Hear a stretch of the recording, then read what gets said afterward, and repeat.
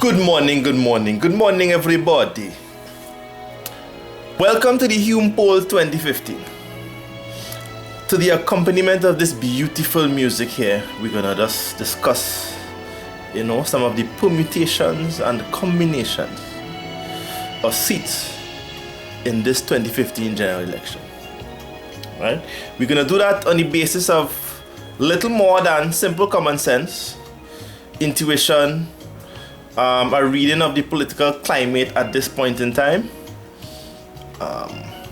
intuition, if you would want to call it that, right? One of my partners went to school with me. He referred to this derisively or derisively. Anyway, same difference, all right? He referred to it as bush statistics. Well, let me tell you something. I from the bush. I grew up in the bush, and the bush is real. You understand? So even though I have some knowledge of all the fancy dancy statistical theories and stuff, you really don't need to go into all of that to look at this present election. Alright? And you will see why in a minute. But before I do that, I just want to acknowledge officially the beautiful music playing in the background. That is an album by Ralph MacDonald called Trippin'. Not tripping. Some of our Trinidadians are very phonetically correct. We like to put the ings and the ins on the th, on the t. You understand? Dot our I's and cross our T's, etc. Right? The Trinidadian accent is nice. Enjoy it. Love it up. Alright, cool. So the album is Trippin' by Ralph MacDonald. He was an internationally acclaimed jazz musician from Trinidad. As far as I understand, he spent most of his life in the States, but he did come back to Trinidad often enough. He came back in the end. As far as I understand, he was also married to a Trinidadian. Alright, his parents are from Trinidad, so he is a Trinidadian. He's a Trini, as we like to say. Right? Cool. So, let me start. Right? The theme of this is what I would call thirds. The theme of thirds will be... Did I say thirds? Thirds? Anyway. Thirds. Alright? Not thirds. Thirds are a different thing from third, eh? Right. Okay. So the theme of... Not theme. Theme.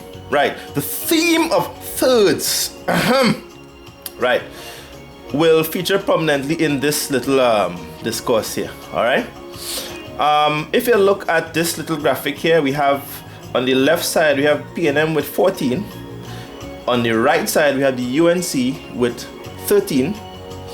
Alright, and in the middle, we have the SIP, which is what I would call the seats in play, which they also have 14 seats. Alright, so the left and the right are what we refer to as the base of the respective protagonists in this election. Alright, the main protagonists. Alright, the PNM and the UNC, everybody else, for all practical intents and purposes, we could classify them as also runs with the greatest of respect. Right? Let me start with the PNM 14. The PNM 14 we arrive at because the PNM had 13 seats going into this election, including St. Joseph, but not including the two Tobago seats. Right?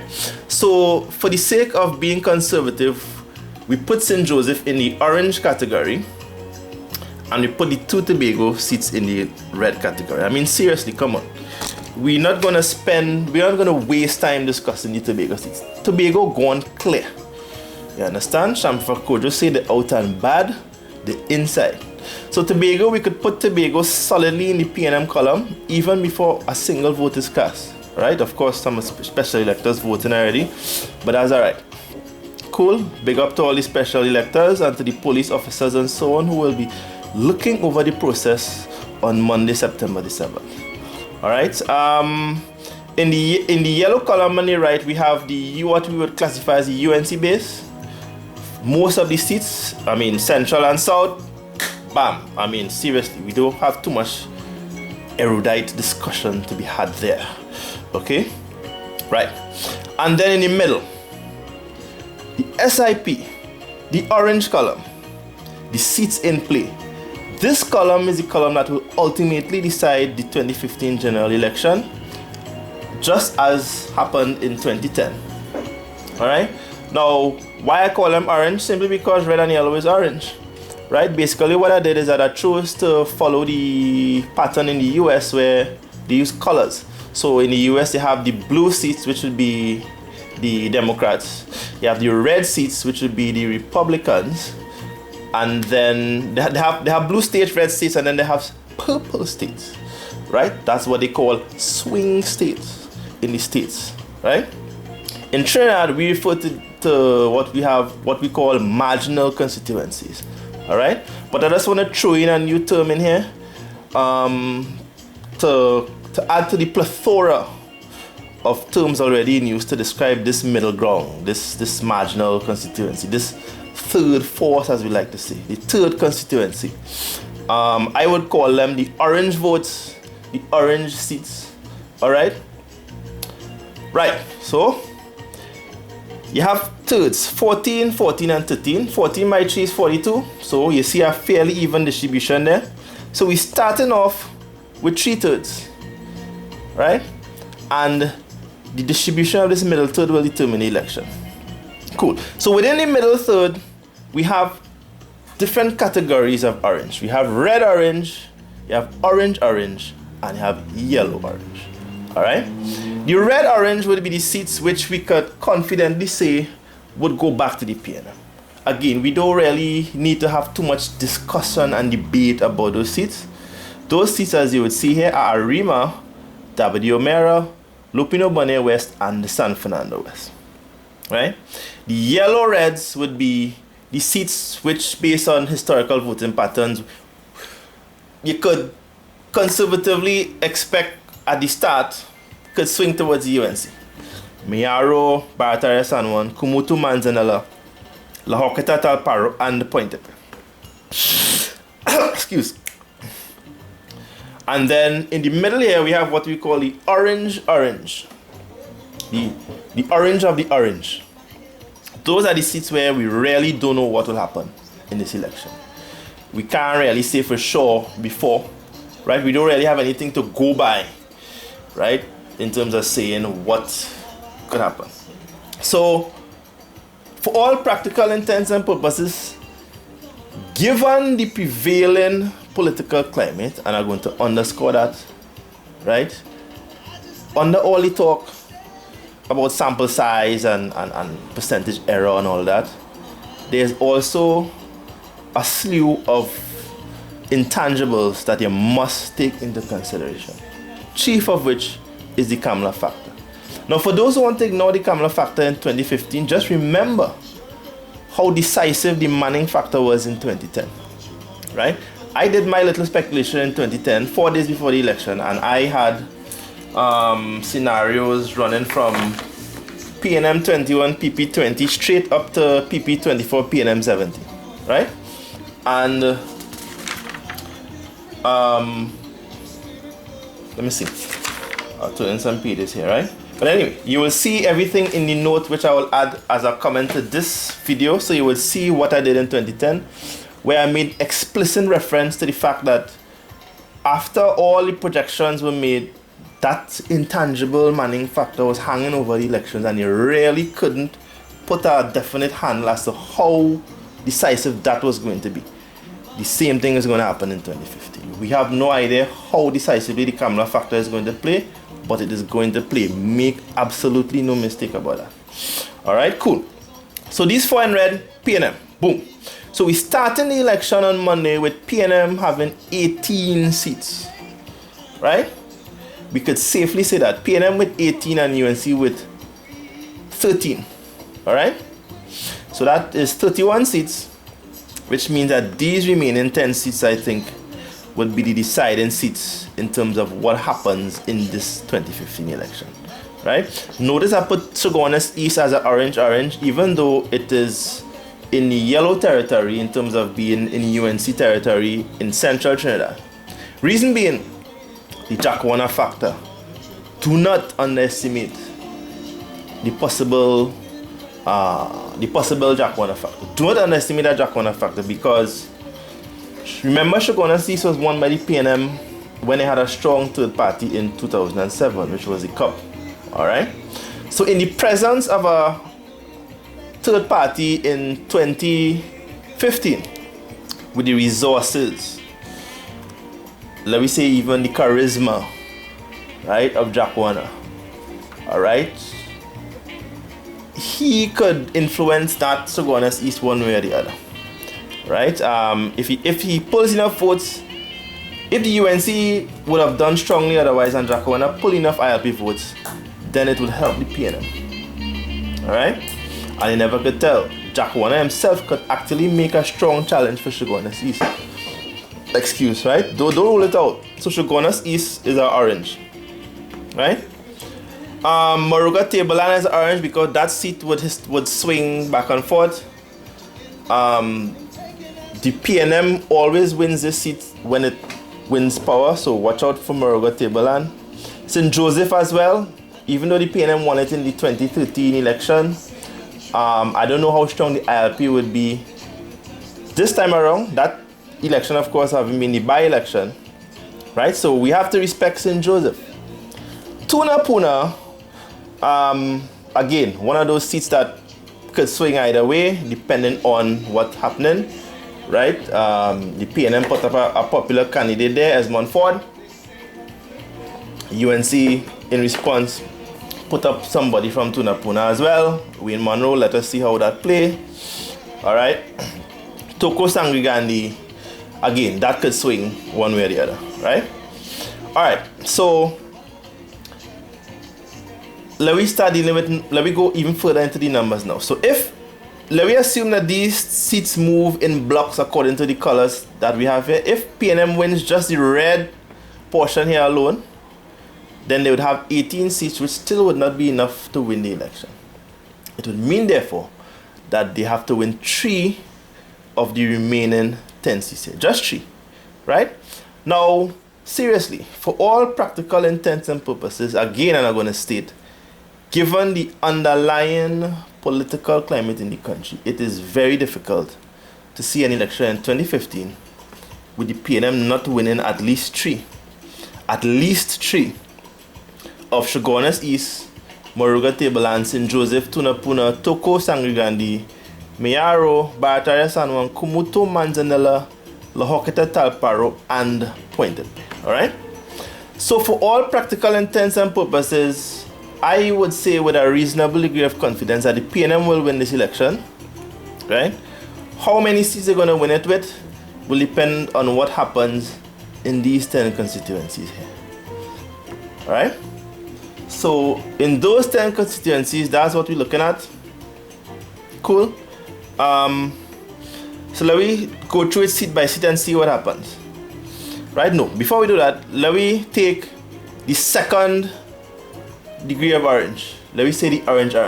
So if the PNM pulls the red-orange as expected, and they pull the orange as is very probable, given the underlying political climate, I cannot repeat that often enough, right? We'd expect how much? 14 and 4 is 18, and 5 is 23, right? So in terms of the orange dynamic in this election, if the PNM takes these 9 seats on top here, then they would end up with 14 and 9 is 23. All right?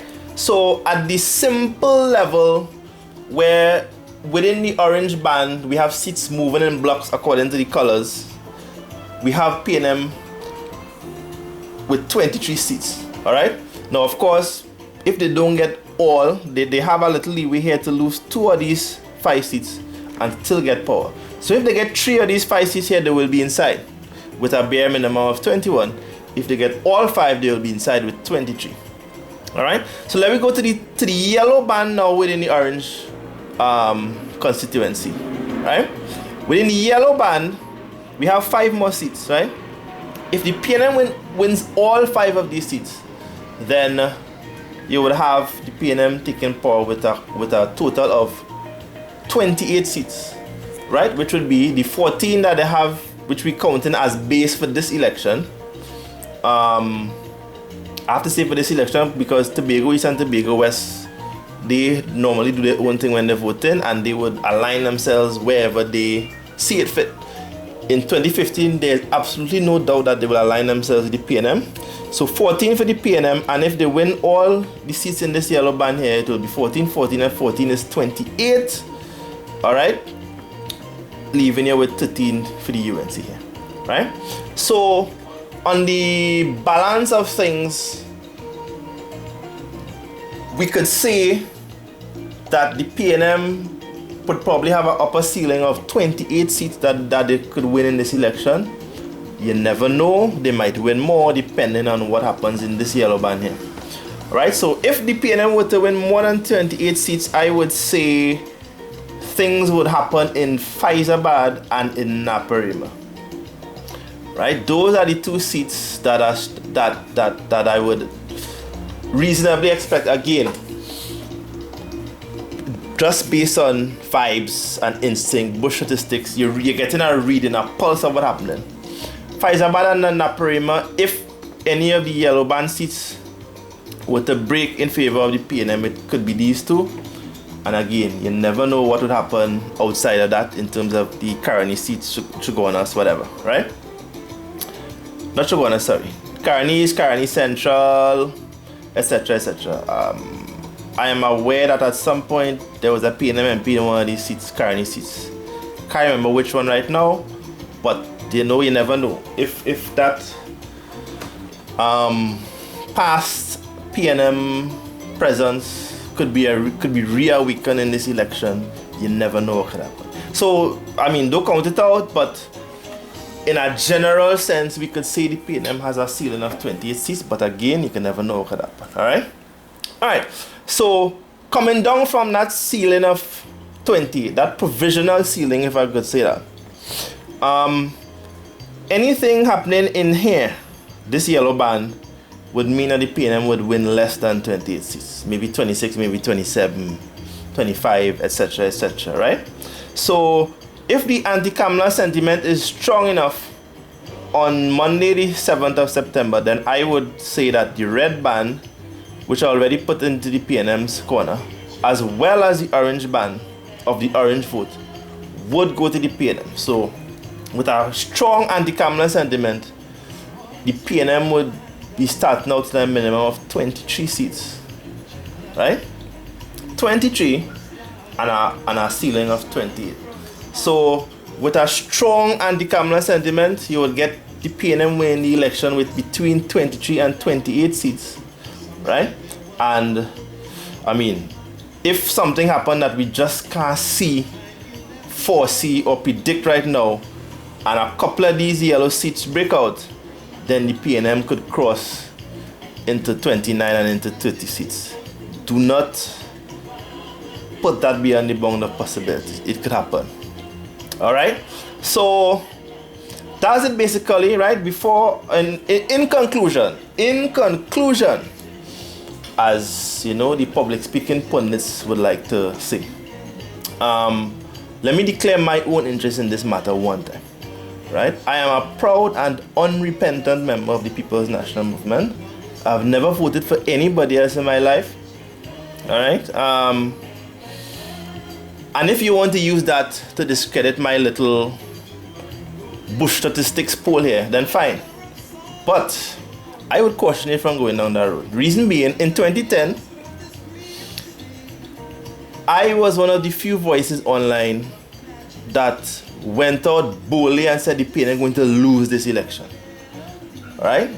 Everybody was whispering in hushed tones on the streets and in the bars and in the corners and at the lunch table, etc., etc. You know, we might lose. Right? But I did the analysis, I did the numbers, and I mean, it was clear that the PNM was going to lose the election. Right? PNM people cussed me in 2010. Right? In public and in private, for saying that the PNM was going to lose. Right? But me afraid that. I wasn't afraid of it then, and I'm certainly not afraid of it now from UNC people. Right? In all probability, the UNC will lose this election.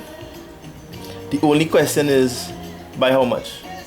And just as in 2010, where we couldn't tell how strong the Manning factor would be, in 2015, we have to wait and see just how strong the Kamala factor plays out.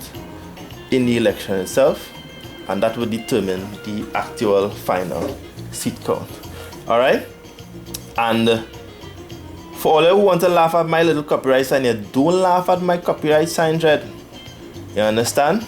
Don't do that, don't laugh at all. Right? Because if people go on TV and talk about orange vote and orange party, all you will know where all you see it from first.